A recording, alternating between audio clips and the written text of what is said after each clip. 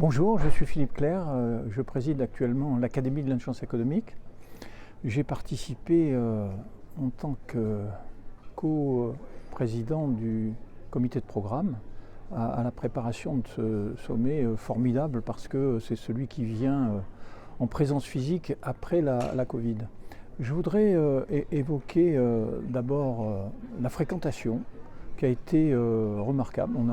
Je n'ai pas le chiffre, mais par rapport à des forums précédents, énormément de monde, ce qui est très rassurant parce qu'il y a besoin de réfléchir ensemble sur l'avenir de cette intelligence économique et stratégique.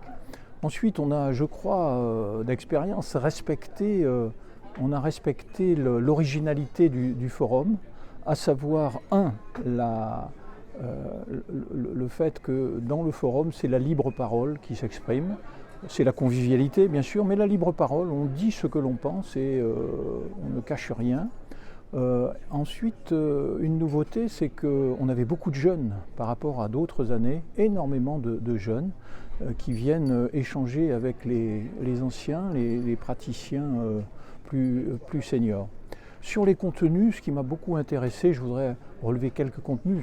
Le premier, c'est, et ça c'est remarquable, nous en avons tant besoin, c'est le rapprochement dans beaucoup d'interventions entre les problématiques d'intelligence économique stratégique et la prospective. On a besoin aujourd'hui, en situation d'illisibilité totale, de vision de nuit, et prospective et intelligence économique se marient formidablement dans cette approche. Ensuite, c'est l'intelligence augmentée, avec les outils d'intelligence artificielle et bien d'autres. Et on a eu des ateliers, des sessions formidables sur ce sujet, très aboutis. On voit que la France avance et maîtrise les technologies.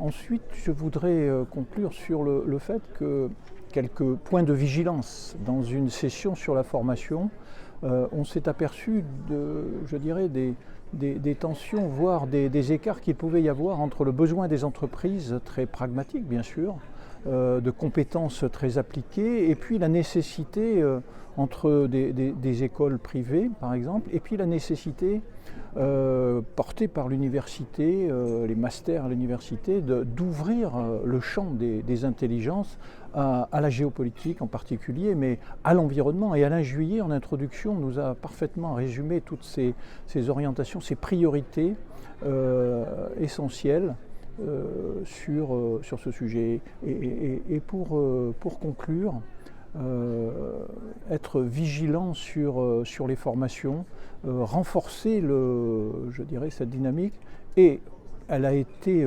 formidablement synthétisée par Arnaud de Morny, qui représentait Madame Lienemann, sénatrice de Paris, qui a proposé en 2021 une proposition de loi portant création d'un programme national d'intelligence économique dans lequel, effectivement, l'université, la formation des élites, des cadres, des jeunes, de nos jeunes surtout, est au centre du débat, avec cette vigilance accrue sur, bien sûr, l'intelligence de l'environnement, l'intelligence des situations internationales, l'intelligence du monde.